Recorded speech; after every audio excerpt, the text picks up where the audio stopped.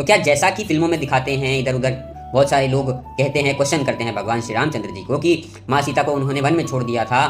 राज्याभिषेक के बाद, क्या ये सच है या ये मिथ है? तो आइए आज इसका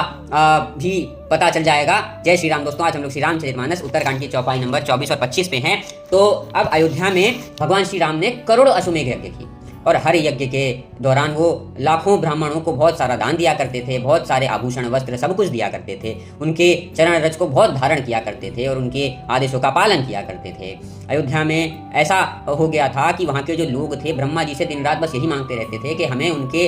श्री रघुवीर जी के चरणों से कभी दूर मत करना अब, और जैसे कि उन्होंने हम पर कृपा करी है, अपने चरणों में आश्रय दिया है, वैसे वो हमेशा हमें अपने चरणों में बनाए रखें, अपनी भक्ति हमसे कराते रहें। वहाँ पर सीता जी जो थी वो प्रभु श्री रामचंद्र जी की खूब सेवा करती थी, खूब अच्छे से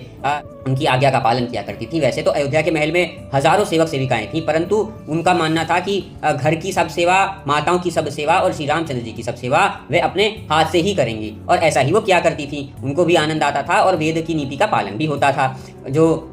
देवता हैं, जो माँ लक्ष्मी का बार बार दर्शन करने के लिए तरसते हैं, ऐसी माँ लक्ष्मी अपना स्वभाव छोड़ करके श्री रामचंद्र जी की सेवा में रहती थी। फिर